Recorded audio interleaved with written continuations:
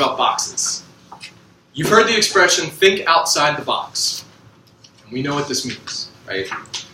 But it gets me thinking about what does the expression think inside the box mean? So that's what I've titled my presentation, because when I think about my life, I start to think about the things that matter to me. I think about that expression, think outside the box, live outside the box. But I decided to be really reflective and to think, what does thinking inside the box mean? So to break down the metaphor, I thought, well, inside the box, there's rules, structure, tradition, right? That's what's inside. So therefore, thinking outside the box is breaking the rules, redefining structure, breaking from tradition. However, the writer James Joyce once said, you can't break grammar rules that you don't know. You can ignore it, it's just paragraph. So thinking outside the box to me means embracing the rules so that you know which ones to break. Embracing structure so that you know when it needs to be redefined. Embracing tradition so that you know when it's okay to break from it. No matter what, you can't think outside the box unless you know what's inside it. And I believe that there are some critical items inside the box for all of us that must remain in order for us to be successful at whatever type of life that we're going to live. I think that we are all, to some degree, outside the box, and we work to think and be outside the box. But the reason that you have boxes in front of you is to take a minute now and during the presentation and write, what are the aspects of you that are inside the box? What are the parts of the rules, the structure, the values that matter to you no matter what? That you know inside, you know these things inside and out, to continue the metaphor, so that if you ever do need to break the rules, these are the rules that matter to you. If you ever do need to break from tradition, these are the traditions that matter to you. So take a minute, I'll pause for a minute here if you want to, and you can write on your box the values, the parts of you that matter so much that they are inside the box thinking.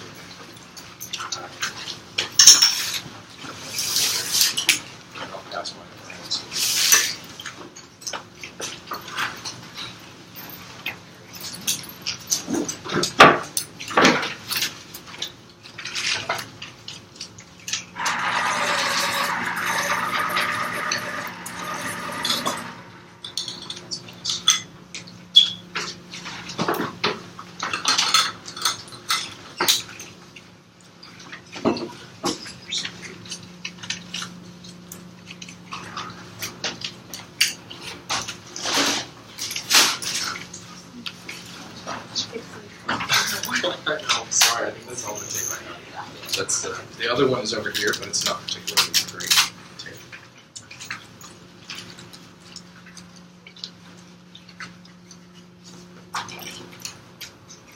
Can I borrow this? So as you're working on that, I'll continue to talk through. Okay.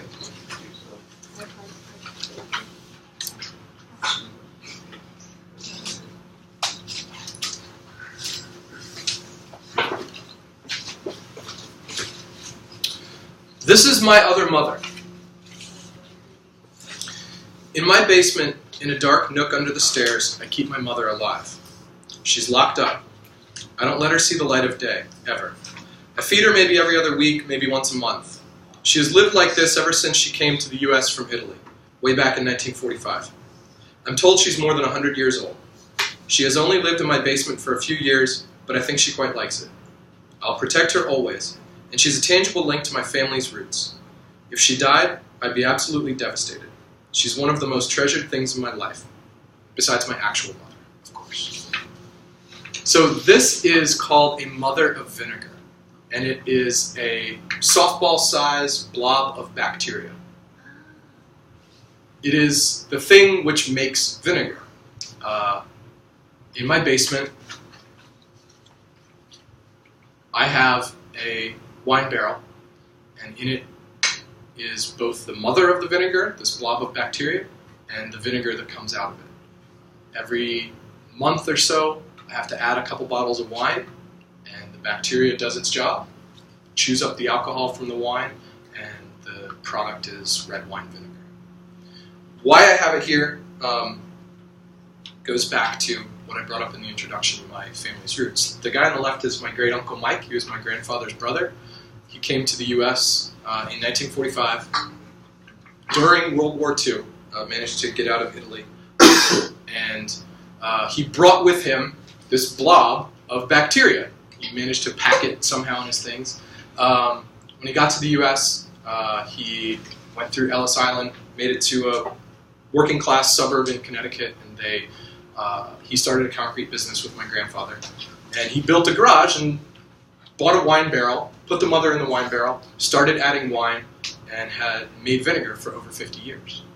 I have a lot of memories from my childhood of going to visit relatives, and my uncle and my aunt were never able to have children, and so they always sort of doted on my mom, who was his brother's only daughter.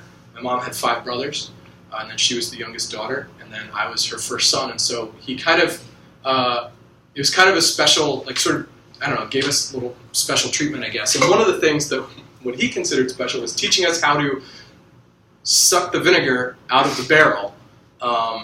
And I now have an electric siphon there in the middle, but he taught us how to stick this hose in the barrel and start sucking until the vinegar comes, and you pour it into a jar. And he used it to marinate food and make salads. And he was a big cook, and he made salads. You know, he made sort of the family dinner every night. Anyways, when he died, he gave the barrel to my mom, my actual mom, who eventually, because she wasn't really paying much attention to it, gave it to me. So now it's my responsibility. I think it's pretty cool that I have this thing in my basement that has literally came from Italy and has existed, has been alive since the 40s, and is still making vinegar. And at the end of the presentation, we can taste a little bit that I brought in today for us. When I moved and bought a house, I thought I would have to convince my wife that we needed to make space in the basement for this, but she was perfectly fine with it. She understood that the vinegar is inside the box. It's family, it's tradition, it's history, and all of those things mattered to both of us. So it was easy for me to tell her that this was coming with us. This is a photo of another box that I have. It's a box of postcards. I started collecting postcards when I was in high school, and there's a bunch on my door outside there. I ask friends and family whenever they go to a new place to send me a postcard so I can add it to my box, add it to the collection. In 2002, this collection really took off when I took a road trip across the country with a friend of mine. I was realizing that I was very much inside the box of this pattern of life. I'd gone to high school, graduated, went to college, and was in that mode. I was like you guys 4 years from now, in June of my senior year of college, thinking, oh right, I have to get a job and I have to do that next step. And I wasn't quite ready, so that was the structure of my life, and I needed to intentionally break out of it. So I called a friend who lived in Chicago, and the two of us committed to 12 weeks of our life to drive around the country. This was the route that we took. I preserved it by drawing it on a map. It's the big black line that goes from where we are in Virginia, makes this goofy loop around the country. Like how you avoided the Midwest. Yeah, well, it's tough, man. We went to Chicago, and then we decided we wanted to go up to Minnesota and South Dakota, and you can't, unless you start zigzagging, it's tough to get back. I've never been to Colorado and Utah. I've been to all but 4 of the United States, and it's those 4 right in the middle. Colorado, Utah, Kansas, Missouri. I've never been there. Yeah, Colorado and Utah are beautiful. Yeah. There's a lot of cornfields after that. Right. So yeah, we packed up my Toyota Corolla, and the trip was over 12,000 miles, over 12 weeks. We slept outside. We brought a tent. We slept without a tent when the weather was nice, under the tent when it rained, and it rained a lot. We thought about going up into Canada, but we made an abrupt turn because 2 nights in Glacier National Park and it dropped below freezing, and this was in August. So we decided we weren't going to do that. We ran out of money in Idaho, and so we worked for 10 days at a national park there, cleaning toilets, picking up trash. They were nice enough to pay us a minimum wage. That made us enough money to make us to San Francisco, where my friend's brother was living at the time, and he was kind enough to cook us meals and give us some gas money. We were able to, in the southern part, we kind of stayed with friends and family, and that got us home. It's the one thing that, I remember the trip very fondly, and it's the thing that I tell people that if you're going to do one thing in life, take a pause from your life and go see this country. It's a fantastic place. I think that for me it was an idea of finding adventure, but I didn't really want... I had been to Europe, I had been to Mexico, I felt like I understood the differences between this culture and other cultures. Maybe I was naive, but I really didn't understand the vast differences in American culture. Driving around the country helped me get there. And I think at the same time it was about self-discovery. When I came back, I was much more confident. I took a job upon returning, and I sort of felt better about the structure of my life. I felt okay with college, high school, college, career, family. I needed this break to help me get there. These were some photos that didn't totally, the video didn't totally work out.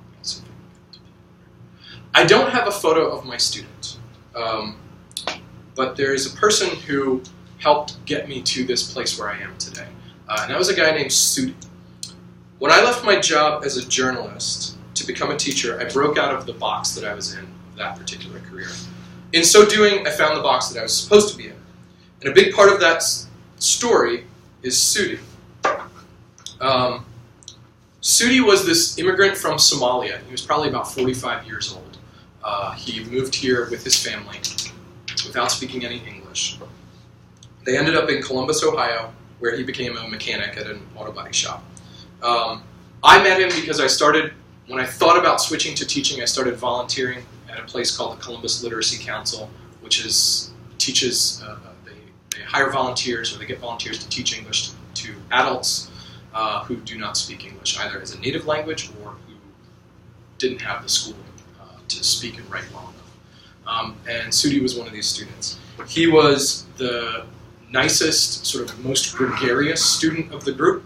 The first day that I walked in, I was a little bit late because I couldn't find the place, and I tried to sneak in the back, and he stopped the entire class, stood up, walked over to me, asked me what my name was, and shook my hand, and then said to the teacher, "Okay, now you can continue," and sat back down. And I'd never had an experience like that. He called me my teacher every time, and he used this like just whenever he had like a question, like, "My teacher, how do you spell rabbit?" or something. Or he would use it as a thank you. And the class ended, whenever I would work with him, he would end, "Thank you, my teacher." And he used it so much that I kind of internalized it and felt like I belonged to him in a way that he belonged to me as a student. He sort of helped make me feel the way that I think teaching does make you feel. I mean, it makes you sort of feel special. And I think that was kind of a feeling that empowered me to continue on this career that I was uncertain about at the time. So when I think about current students, former students, students who have gone and come, who I still keep in touch with, I always go back to remember him. And he always said he was proud to have me as a teacher, and I think looking back on it, I was very proud to have him as my student.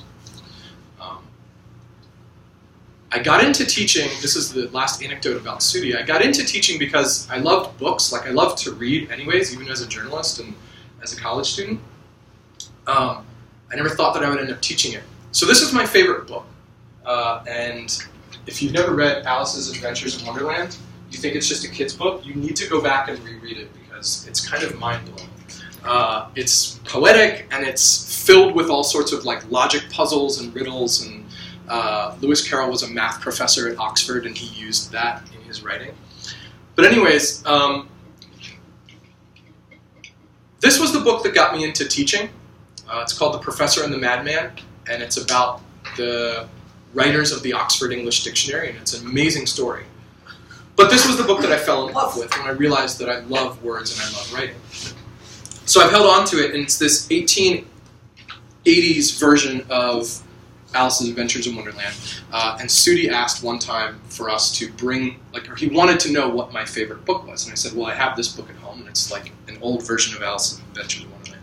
And he said, well, I want to see it, so I brought it to class one day, and he noticed that I bought it like at a thrift shop, and there was this note on it that said, for Sam from Aunt Rosa, Christmas 1886, and he said, can I write in your book? I was like, okay, I bought it at a thrift shop, doesn't matter. So he wrote, to my teacher, be good, Sudi. And I've loved that, so I think it's really cool that I was able to, that's the only sort of tangible memory of him that I have. So this is what's inside my box. Tradition, family, self-discovery, determination. In the end, I think that it comes down to free will. You have the choice to go as far outside that box as you want to, but I think that you're only going to go as far as you know what is inside the box for you. That's it. Thank you. How did I do on time, Jack? 16 minutes and 30 seconds. Thank you. Yes.